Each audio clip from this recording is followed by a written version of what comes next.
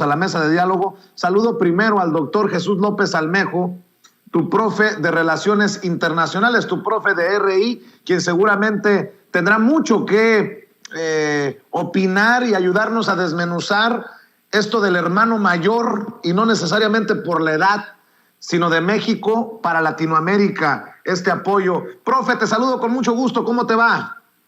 Hola, ¿qué tal, Vicente? Muy contento de estar como cada semana en Sin Censura, listos para darle el análisis de temas que realmente son trascendentes, que se dan en el exterior, pero que tienen un impacto en la vida cotidiana de los mexicanos. El caso de Perú, del presidente Castillo con su sombrero, me hizo recordar mucho a la forma despectiva en la que se referían a algún sector de Bolivia a Evo Morales. Y de hecho, pues creo que queda claro también un paralelo entre cómo han tratado también al presidente Andrés Manuel López Obrador en México. ¿O cómo lo ves tú, profe?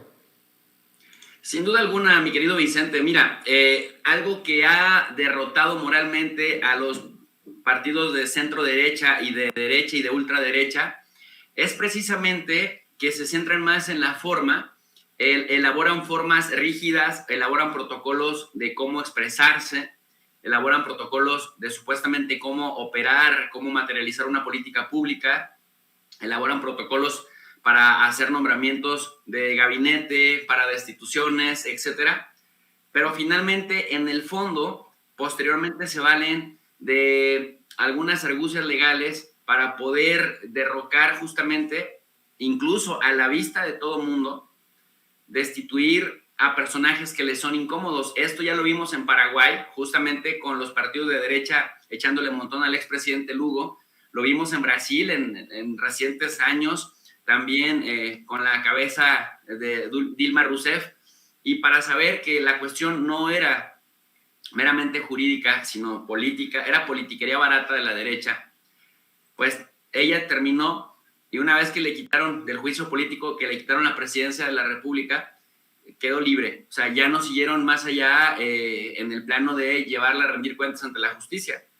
Entonces lo vemos, por ejemplo, en Ecuador, con el lawfare en contra de Correa, que también lo destituyen, dicen que es bueno, no lo destituyen, pero en realidad le quitan todos los elementos legales para que por ley pueda volver a competir.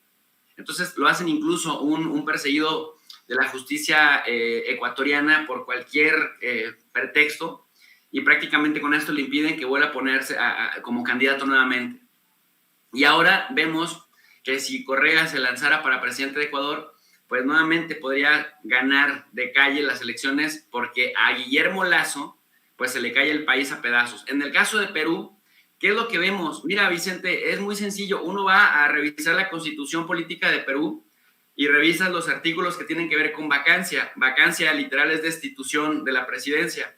El artículo 113 constitucional de Perú, para no nada más dar opiniones, sino opiniones calificadas, que es por eso por lo que estamos haciendo la diferencia en los medios de comunicación digitales, dice lo siguiente: al presidente se le puede vacar o se le puede destituir, uno, por muerte, es decir, pues ya deja de ser presidente porque se murió; por permanente incapacidad moral o física declarada por el Congreso, que esto me parece que aquí es donde está la trampa; aceptación de su renuncia, el presidente no ha renunciado; salir del territorio nacional sin permiso del Congreso, no ha sucedido esto; y destitución tras haber sido sancionado por alguna de las infracciones mencionadas en el artículo 117. Y el artículo 117 lo que dice, en realidad, es nada más el tema de que el presidente impida elecciones presidenciales, parlamentarias o regionales, o que traicione a la patria. Pero en este caso, abiertamente lo que decía la propuesta de vacancia, que por supuesto lograron el 20% que se requería para solicitarla, 3 partidos de derecha peruanos, uno de ellos el de Keiko Fujimori, la corruptísima Keiko, que está vinculada a Proceso y que además pues, es hija de uno de los más sanguinarios presidentes que tuvo Perú, Alberto Fujimori, que también estuvo preso y que recientemente le dieron prisión domiciliaria, a pesar de que se le comprobó terrorismo de Estado y corrupción, peculado, etcétera, delincuencia organizada y otras cosas. Bueno, la derecha vuelta loca, esa misma derecha que apoyó a Keiko Fujimori bajo la bandera de que era preferible la corrupción que la vuelta del comunismo o que los gobernara un indígena, siendo clasistas, racistas y discriminatorios, son los mismos, Vicente, 3 partidos de la derecha, incluido el de Keiko Fujimori, que apelan al inciso 2 del artículo 113 constitucional, que dice que Pedro Castillo tiene una incapacidad moral permanente y que bajo ese esquema no puede seguir gobernando los destinos de Perú. Y tú te percatas que ahí el presidente López Obrador pues prácticamente tiene toda la razón cuando habla de lo hipócrita, de lo doble moral que son y de los argumentos tan falaces que utilizan para dar un golpe de Estado, que antes lo daban con el ejército en las calles y pues prácticamente ahora valiéndose de cualquier argumento que además suena incluso hasta ridículo. Si apoyas a Keiko Fujimori, amigo peruano, no puedes hablar de insuficiencia moral por parte de Pedro Castillo, punto. Y ese es el asunto. Entonces, yo, fíjate, Vicente, ayer en el canal de Tu Profe de RI, dediqué todo un programa completo en la noche a analizar el caso justamente de Pedro Castillo. Alguien me criticó y me dijo, oye, profe, el tema ya es viejo, el tema ya es del lunes, del 13 de diciembre. Pero yo había estado viendo, había dado seguimiento a la distancia, las declaraciones de Carmen Aristegui, de López Dóriga y de algunos otros personajes que de verdad muy lamentables, hablando justamente de que México estaba interviniendo. Y yo le decía a mi audiencia, no está interviniendo. Así como hay un principio de no intervención, hay otro que se llama autodeterminación de los pueblos y hay otro, y ese es el importante, cooperación internacional para el desarrollo, además de la promoción de los derechos humanos, que también está en la fracción 10 del artículo 89 de la Constitución Política de los Estados Unidos Mexicanos. Y hoy el presidente López Obrador, dicen que cuando no estás de acuerdo con alguien, le dejes las cosas al tiempo. Y hoy el presidente López Obrador parece que hubiera visto el canal de Tu Profe de RI porque repitió exactamente lo que yo dije ayer por la noche. Es el principio de cooperación internacional el que en una relación respetuosa, diplomática y habitual nos motiva a prestar cualquier tipo de ayuda que necesite Perú. Y el hecho de que mandes a 2 personajes claves de la administración, tanto de la Secretaría del Bienestar como de la Secretaría de Hacienda, Vicente, a compartir experiencias exitosas de lo que ha funcionado en nuestro país, pues eso para nada, o sea, eso elimina cualquier posibilidad de intervención, aunque la derecha rancia y moralmente derrotada de Perú, representada por el presidente de la Comisión de Relaciones Exteriores del Congreso, que es un Congreso unicameral, haya incluso solicitado hasta sanciones para la delegación mexicana que fue a compartir experiencias de éxito en México. Entonces, ¿te imaginas la derecha, que es muy escrupulosa para este tipo de cosas y muy inquisidora, que como hacha quieren cortar cabezas en cuanto perciben que algo no les gusta? Esos mismos son muy laxos al momento de medir la corrupción de sus propias personas a las que se dedican a defender a capa y espada. Así que, pues nuevamente se les cae el teatro, Vicente, porque no pudieron ni siquiera comprobar la intervención, por más que actuaron de manera combinada tanto la derecha peruana como la derecha mexicana a partir de sus voceros oficiales en los medios de comunicación. Profe, se me viene a la mente cuando hablas de derecha rancia, todos estos dichos de Hitler, de el 68, del golpe de Estado. Por cierto, si me permites preguntarte tu opinión, déjame proyectar el audio de parte de la conversación que sostuvieron Sergio Aguayo, el académico Sergio Aguayo, que casi dice que Andrés Manuel es Andrés Manuel Díaz Ordaz, al comparar el conflicto del CIDE con lo ocurrido en el 68. Se presentó con Ciro Gómez Leiva. Mire qué cosas, Ciro Gómez Leiva entrevistando a un miembro de la mesa, de las mesas de análisis de Carmen Aristegui. Si usted sabe de los conflictos entre estos 2 periodistas, pues también se rascará la cabeza. Pero vamos a escuchar parte de esa conversación. Sí, no, el presidente no tiene derecho a agredir a la comunidad académica como lo hace. Eso es inaceptable, tiene que entenderlo. No nos puede escupir el lugar de general. Por supuesto que hay corrupción y que debe limpiarse, pero no nos debe escupir el presidente. Por supuesto que hay corrupción y hay que limpiarse, pero que no nos escupa el presidente.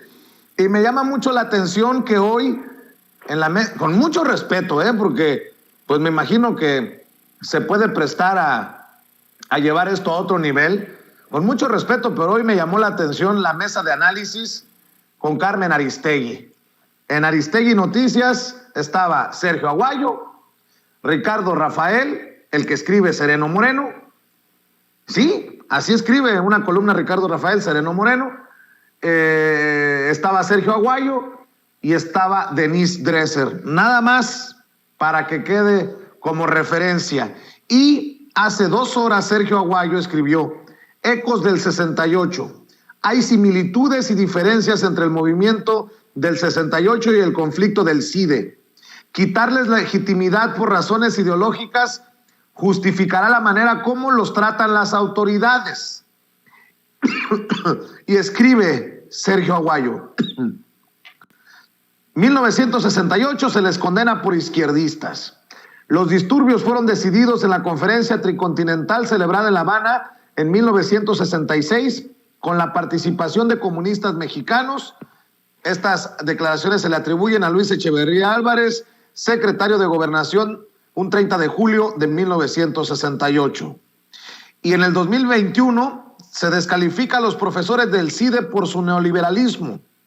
Y cito: un grupo de académicos muy conservadores y acomodaticios que guardaron un silencio cómplice frente al saqueo más grande que se ha cometido en la historia de México. Esta frase se le atribuye, esta declaración, al presidente Andrés Manuel López Obrador, un 29 de noviembre de 2021. Pues sigue la burra al trigo, profe, con estos académicos que nada más falta que, y lo decía al principio de la transmisión, que digan que las mañaneras se están alargando como la de hoy, porque ya se quiere parecer al comandante Fidel Castro y aquellas alocuciones, aquellos discursos larguísimos de la Cuba comunista, profe. ¿Sabes cuál es el problema, querido amigo? El problema es que con esta gente de pronto no se puede interactuar mucho porque parten de supuestos falsos, alteran a propósito la realidad para que no se discuta el tema de fondo. Mira, tú citaste a Sergio Aguayo para ejemplificarnos la postura falaz, porque es un falso, es un falsiario también de la información, y lo digo abiertamente, ojalá que nos esté escuchando. Tú no puedes entrar a un debate, es decir, la obligación de un investigador de las ciencias sociales es muy parecida a esta analogía que te voy a compartir. Es como si tú fueras al cine a ver una película, la película, indistintamente de la historia que tenga, no la vas a poder parar aunque le pongas pause y después le vuelvas a dar play, no la vas a poder cambiar. O sea, tú la paras, pero aunque la pares y le des play de nuevo, no le vas a poder cambiar el giro de la historia. El curso de los hechos, ahí está. Nuestro papel como investigadores no es torcer la realidad, no es tratar de ponerle stop y luego cambiarle el guión y luego ponerle play para que la realidad sea como yo digo que es. No. Mi obligación como investigador, supuestamente reconocido, es observar la realidad, tanto los factores exógenos como los factores endógenos, y después tratar de identificar causalidades, es decir, qué causa qué, correlaciones, cómo una cosa se relaciona con otra, y frecuencias, cada cuánto tiempo se da, identificar a los sujetos políticos y las ideologías que impulsan. Esa es nuestra obligación como investigadores, no torcer la realidad ni aventarse chaquetas mentales tratando de simular analogías que no tienen parangón. Y mira, Vicente, si me permites un minuto, tenemos un amigo, un colega del Colegio de la Frontera Norte, muy respetado, Víctor Alejandro Espinosa, al que he estado invitando también a mi canal, porque él pues, ya lleva 35 años en este centro de investigación llamado COLEF, Colegio de la Frontera Norte. Él se ha metido también de lleno a este debate y él dice lo siguiente: he sostenido, escribió en el Imparcial, un diario californiano, este artículo de respuesta a los que utilizan falazmente el 68. De hecho, le llama el 68 como coartada. Y dice lo siguiente: he sostenido que en el fondo el conflicto se encuentra la resistencia de una camarilla que controló al CID en las últimas décadas y los cambios que urgen en los centros CONACYT. La corrupción era el aceite y es todavía en algunos de los 26 centros de la gestión administrativa. La lucha contra este cáncer encontrará todavía mucha oposición para que nada cambie. En las últimas horas, Los voceros de los grupos estudiantiles que tienen tomadas las instalaciones han sostenido que ya no aceptan dialogar con la directora general del CONACYT y que ahora exigen que el interlocutor sea el secretario de Gobernación. Falta poco para que la nueva exigencia sea que se siente con ellos el presidente Andrés Manuel López Obrador. 3 de las demandas centrales estudiantiles son que se otorgue autonomía a la institución y que renuncie el nuevo director Jorge Antonio Romero Tellaeche y la directora general del CONACYT. Pretenden transformar al CIDE en una universidad para, como en el caso de muchas instituciones autónomas, manejar los recursos y que su junta de gobierno nombre a sus directores. Pero sí sabrán que en ninguna de ellas intervienen en ese proceso los estudiantes. La designación del director, argumentan, fue ilegal. El problema es que no revisaron la normatividad del CIDE. Como que hubieran leído el artículo 30 del Estatuto General que señala el director general del CONACYT, quien en su calidad de coordinador sectorial designará y nombrará a uno de los candidatos como director general de la asociación. Esta designación será presentada al Consejo Directivo para su formalización. Se realizó la auscultación interna y externa y los 2 candidatos que decidieron participar fueron externos. La comunidad interna no presentó ninguna candidatura. Hasta ahora nadie ha dado una versión de esta negativa a participar. Puede uno no estar de acuerdo con quien fue designado, pero eso no significa que se haya violado el procedimiento. En el pasado, los directores de CONACYT designaron impresentables en algunos centros. Es una historia documentada. Esto lo escribe Víctor Alejandro Espinosa, doctor, experto en migración del Colegio de la Frontera Norte, quien también le sabe, Vicente, bastante a la normatividad de lo que ocurre en estos CPIs, los centros de investigación, que, ojo, son 26, Vicente, y son dependientes del CONACYT. Eso de que luchan por la autonomía, pobrecitos, güey, perdón, no es universidad, es un centro de investigación supeditado al Centro Machuchón, que es el Consejo Nacional de Ciencia y Tecnología, y ahí no vale que digan que hay autonomía, porque si no la pidieron con Peña Nieto, no la pidieron con Calderón y no la exigieron con Fox, porque ellos mismos te argumentaban, es que no somos universidad. Entonces, ahora tendrían que pensar más bien en una reforma, pero una reforma que no solamente le dé autonomía al CIDE, sino a que cambie la figura, digamos, legal con respecto a esto. Y esto también lo encuentras en la Ley Federal de la Administración, en la Ley Orgánica de la Administración Pública Federal. Entonces, cuando yo te digo, amigo, que a veces ni siquiera se puede platicar con esta gente porque no parten de datos verdaderos, de información verídica, porque la pueden interpretar como les dé la gana, pero no la pueden torcer, y esto es lo que están haciendo, Vicente. Pues qué interesante lo que planteas, profe. Y bueno, pues el presidente ha sido claro también que hay honrosas excepciones, ya que se ponga el saco a quien le corresponda y a quien le quede, ¿no, profe? Es que mira, es muy concreto. Si de verdad quisieran ellos elevar el nivel de análisis, si de verdad quisieran una sociedad posmoderna como la que plantean en muchas de sus publicaciones, y de verdad quisieran un diálogo más civilizado y menos polarizante, que supuestamente es lo que les interesa, deberíamos de partir de que efectivamente podemos tener diferencias en la interpretación de un mismo fenómeno. Lo que no se puede hacer es mentir abierta o descaradamente. Si queremos un análisis serio, a ese análisis serio tenemos que ver la normatividad, tenemos que ver la perspectiva comparada, tenemos que ver un marco metodológico, tenemos que ver también la evolución histórica de cómo una institución se ha transformado o se ha mantenido igual, continuidades y cambios. Acá lo que vemos es una camarilla dorada que ha recibido presupuesto que no es proporcional a, ahora sí que literal, no es proporcional a lo que hacen, a lo que le entregan, a los resultados entregables, y esto obviamente les cambia un poco la jugada, porque históricamente habían estado arropados bajo, mira, te voy a poner un caso concreto. Si hoy el CIDE abriera una convocatoria para una plaza de tiempo completo, te exigirían por lo menos un doctorado, te exigirían que fueras miembro del Sistema Nacional de Investigadores y quizá hasta un par de idiomas y tal vez un postdoctorado. Pero resulta que cuando tú revisas a ex profesores que fueron diputados o que tuvieron algún cargo político, ya sea en alguna subsecretaría o en alguna secretaría misma, lo digo concreto, por ejemplo, Salomón Chertorivsky y el caso, por ejemplo, de Carlos Heredia, muchos de ellos ni siquiera tenían doctorado. Entonces, a muchos de ellos les empezaron a dar el grado posteriormente. Entonces, ¿cómo así que para quienes no son parte de su gremio les exiges las perlas de la Virgen originales, y para quienes sí son miembros del PRIAN, de pronto dicen que no son un centro politizado y que lo quieren rescatar de las garras de la política, y cuando te das cuenta, pues tienen una cantidad impresionante de voceros en los medios de comunicación tradicionales, y de verdad, o sea, no es proporcional la investigación al presupuesto que se recibe. Entonces hay que ajustar esas cosas, porque sí es cierto que no están partiendo ahora sí que de premisas centrales verídicas, están torciendo la realidad abiertamente.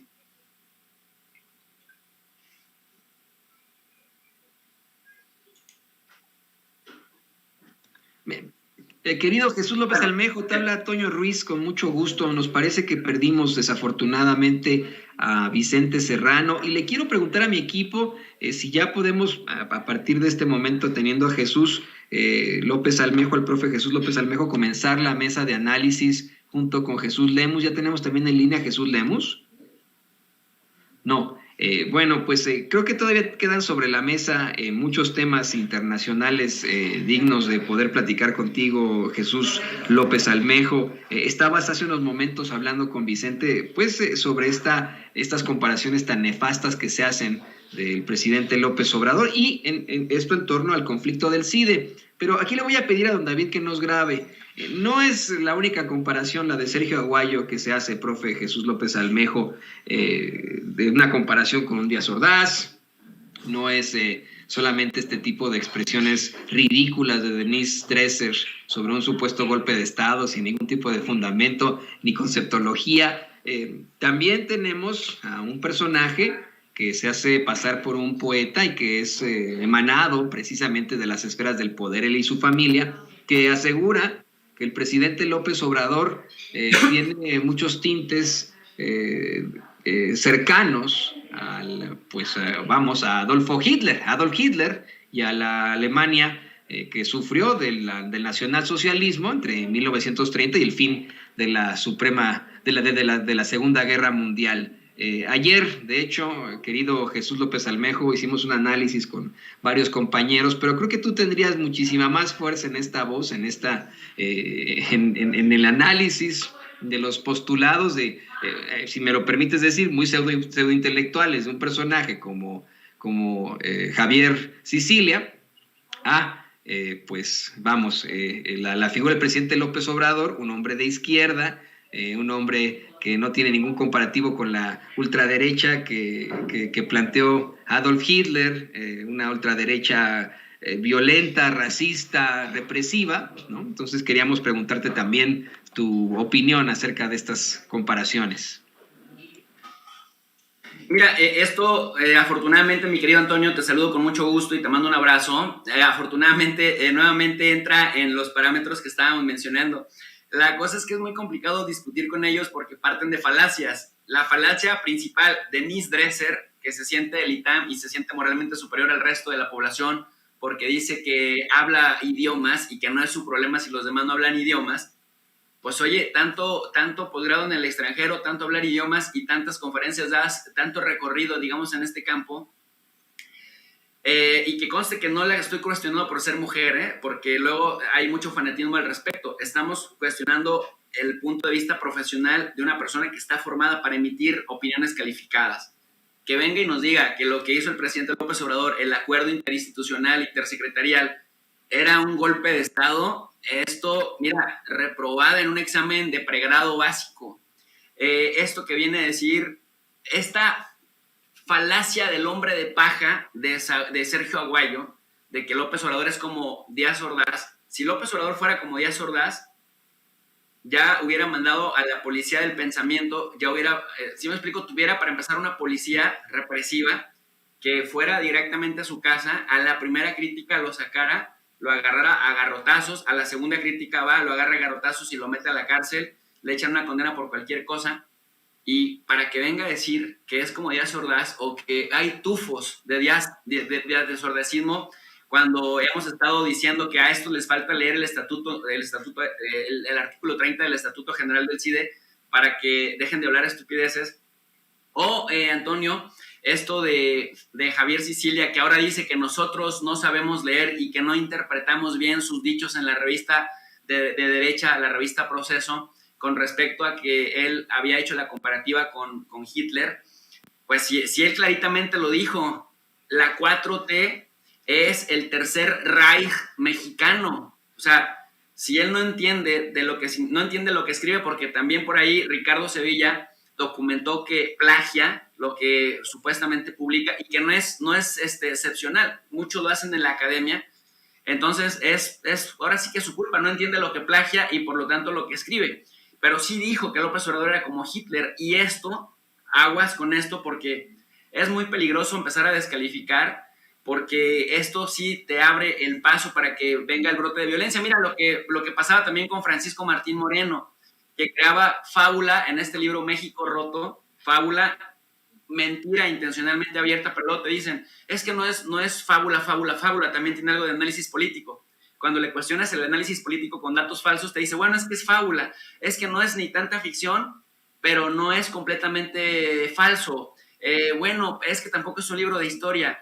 No, ahí sí les recupero las palabras de Sabina Berman, es un juguete en manos de los odiadores, que pueden ser unos 300,000 que compran el libro, pero es muy poco pueblo para tanto México. Entonces, están enojados porque no encuentran la manera de descarrilar el proyecto de López Obrador, pero siempre lo más curioso es que siempre hablan de la preocupación que sienten porque se pueda poner en riesgo la democracia. Y Antonio, ahora que mencionabas a Hitler y ahora que mencionamos este tema de la supuesta preocupación de los de la derecha por la democracia en México y en el mundo, no hemos visto, pero para nada, una sola crítica de ninguna voz mediática importante que critiquen cómo el Estado de Israel ha convertido a la Franja de Gaza en la prisión más grande del mundo a cielo abierto. Acaba de finalizar apenas el muro del apartheid. Apartheid significa separación de una supuesta seguridad con la más alta tecnología, Antonio, 65 kilómetros de largo, encierra a 2 millones de palestinos en la Franja de Gaza. Tiene un muro subterráneo con sensores, vallas sobre suelo, barrera naval, radares, salas de mando, mide más de 6 metros de altura y en el mar detecta infiltraciones, cuenta con armas de control remoto. Repito, encierra al aire libre a más de 2 millones de palestinos. Israel controla la comida que entra a la Franja de Gaza, el mar, el espacio aéreo. Y esto es como el gueto de Varsovia en la Segunda Guerra Mundial, y no hay una sola voz pública, mediática, importante, que se haya manifestado por esto, que es no solamente un riesgo para la democracia, sino un total crimen de lesa humanidad, Antonio. Profe, déjame entrar a mí aquí y le agradezco a Toño que siempre está al pendiente para sacarme de aprietos por estas conexiones que nos hacen quedar mal en muchas ocasiones. Profe, de hecho hay un artículo muy interesante de Violeta Vázquez Rojas, no sé si lo leíste, lo titula Unos tipos extraños llamados intelectuales, que publican en el chamuco.com.mx, y no sé si te pueda compartir un poco para que me des tu opinión, porque esto es interesantísimo y me emociona que la audiencia, que en algún momento le dijeron a la audiencia que los intelectuales estaban en otro nivel, los académicos estaban en otro nivel, que tú lo pongas en estos términos tan, pues, para todos, te propulsa a años luz de los Dresser, de los Aguayo, con mucho respeto lo digo, profe, y quiero leer esto que leí ayer de Violeta Vázquez Rojas, que me pareció muy interesante. Unos tipos extraños llamados intelectuales. Ya es un lugar común en la narrativa opositora que este gobierno se ha ganado la aversión de los intelectuales. Concedamos, para ponernos de acuerdo, que son intelectuales aquellas personas que no solo se dedican a labores académicas o artísticas, sino que además tienen alguna influencia en la opinión pública, conducen, por así decirlo, esa opinión y explican la realidad política desde sus áreas de especialidad o simplemente desde un escepticismo informado. Los intelectuales son, o deberían ser, gente que entiende y ayuda a los demás a entender el mundo, y cuando es posible incluso a cambiarlo. Desde hace 3 años, sin embargo, algunos de los más encumbrados representantes de esa idea de intelectualidad han caído en una debacle estrepitosa. Adversos como son al nuevo régimen, no han escatimado en prodigar adjetivaciones y supuestos análisis acerca del momento histórico actual que no se apegan, ya no digamos a los hechos, sino a los principios más básicos del pensamiento racional.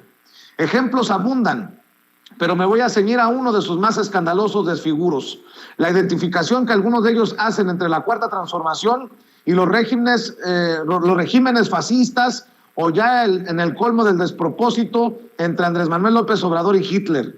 En abril de este año, en un texto titulado ¿Será fascismo?, Jacobo Dayan, docente, investigador y experto en derechos humanos, enlista 9 de las 13 propiedades que Humberto Eco distingue como características del urfascismo, es decir, no del fascismo propiamente, pues reconoce que es un fenómeno difícil de acotar, sino de una especie de fascismo primigenio o de nebulosa fascista. Con la lista de Eco en mano, pues, Dayan se lanza a palomear lo que, según él, son las características urfascistas que identifican al régimen actual, sin más argumentos que sus propios prejuicios, un léxico pobre y una sintaxis elemental, apelación a una clase social frustrada, rechazo a las ideas modernas, etcétera. Estoy segura de que Dayan no podría dar un solo ejemplo claro y razonado de por qué considera que la sintaxis empleada por Andrés Manuel López Obrador es elemental. Tampoco tiene una buena razón para sustentar que el nuevo régimen rechaza las ideas modernas, así que lo justifica con una supuesta negativa a las energías limpias. El texto es de tal pobreza argumental que el propio autor no se atreve a encabezarlo con un enunciado declarativo y le deja como título una interrogación que, más que plantear una pregunta auténtica, intenta sembrar una asociación forzada con el disimulo timorato de la duda. Más o menos por las mismas fechas, el politólogo y profesor Mauricio Merino publicó en el Universal otro texto de nombre titubeante. ¿Cómo se llama esto? Después de descartar que el de López Obrador sea un régimen que emule los gobiernos priistas de los 70s, lanza su diagnóstico tajante: la combinación del desdén por la Constitución y sus instituciones, el creciente aprecio por el militarismo, la escalada de violencia verbal y política contra cualquier tipo de disidencia, el manejo discrecional del dinero público, el uso de las creencias religiosas y de la fe, además de la invocación al pasado glorioso de México, lo distancian del tipo ideal de los populismos tradicionales y lo hacen más proclive al fascismo. Al igual que en el texto de Dayan, la identificación que intenta establecer Merino entre el actual gobierno y el fascismo depende enteramente de que aceptemos sus impresiones. Esas características, la invocación del pasado glorioso, manejo discrecional del dinero público, podrían describir a cualquier gobierno con el que no se esté de acuerdo. No son, pues, enunciados falsables cuya verdad dependa de hechos, sino que expresan meras opiniones. En ese tiempo parecía ocioso tratar de desmontar las falacias en las que se basaban estos textos, pues no eran más que anécdotas pasajeras propias del enojo de una élite intelectual que se sintió desplazada por el nuevo gobierno. Sin embargo, meses después, la animosidad continúa su escalada y este lunes Javier Sicilia publicó en Proceso un texto donde, sin razón alguna reconocible, identifica a Andrés Manuel López Obrador ni más ni menos que con Hitler.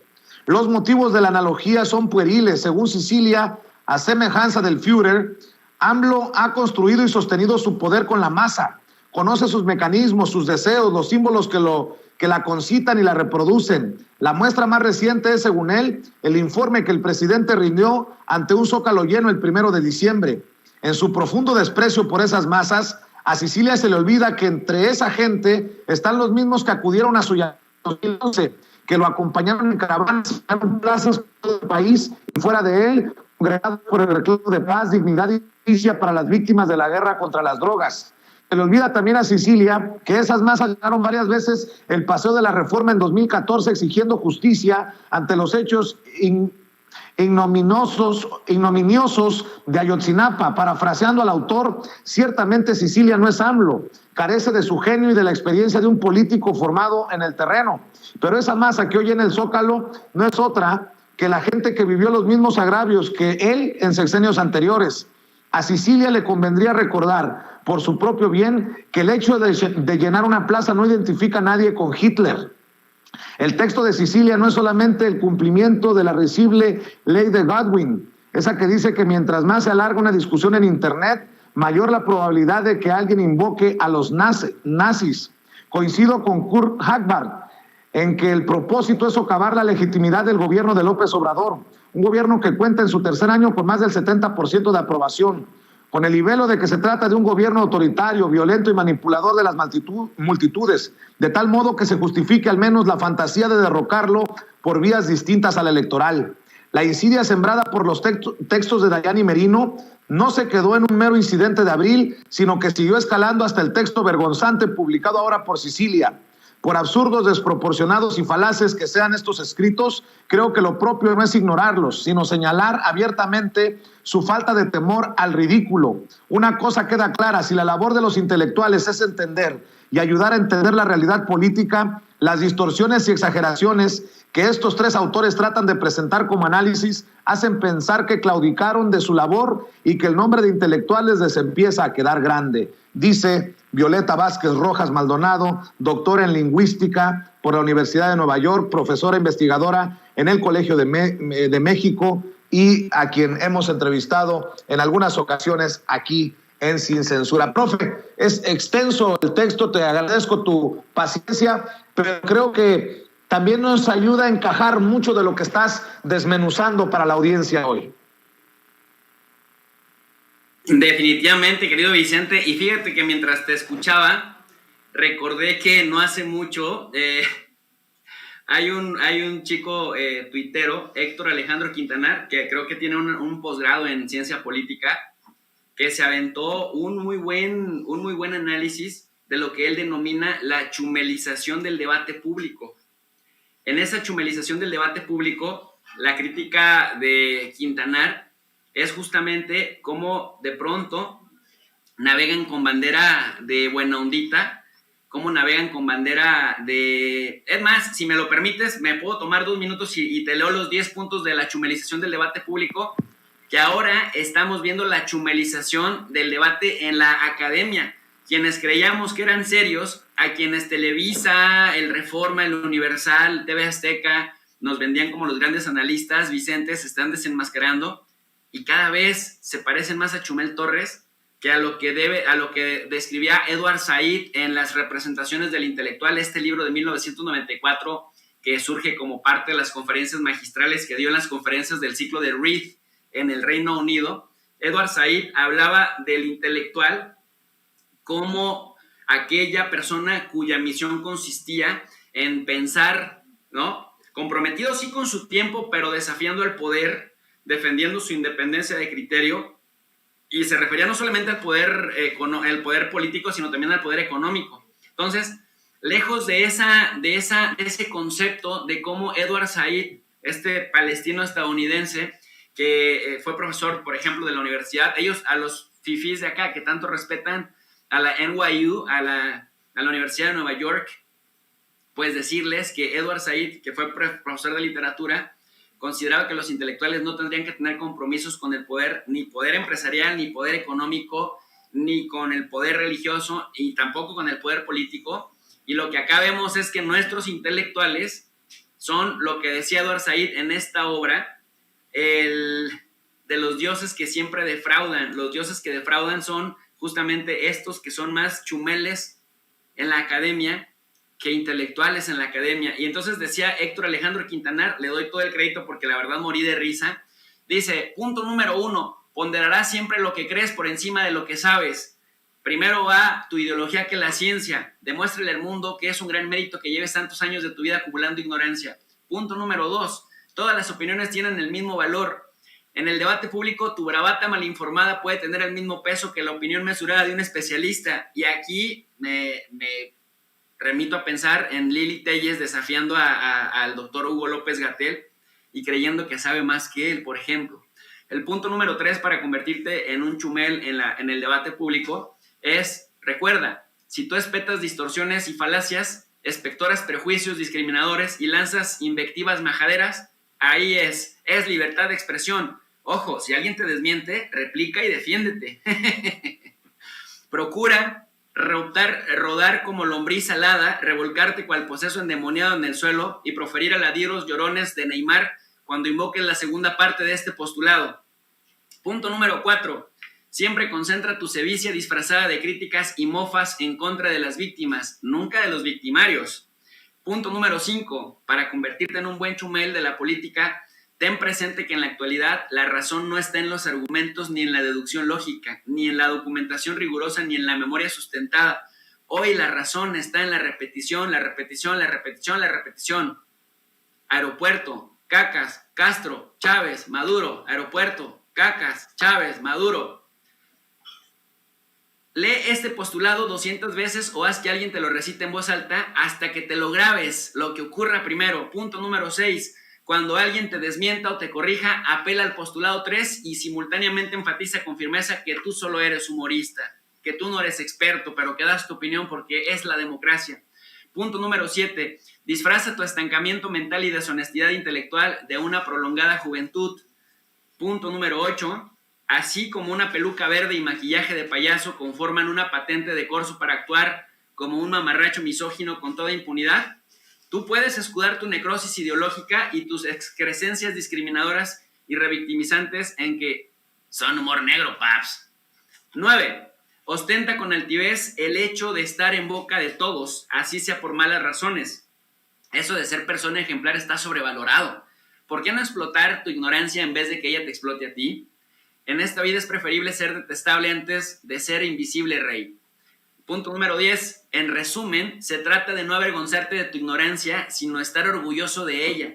Suple las ideas por granizos anti-ilustrados y llama rebeldía a tu contracultura reaccionaria. La permanente huelga neuronal que padeces no debe ser límite para triunfar en la vida. Listo. Si sigues estos 10 pasos, habrás entrado en la dinámica de la chumelización del debate público, Vicente.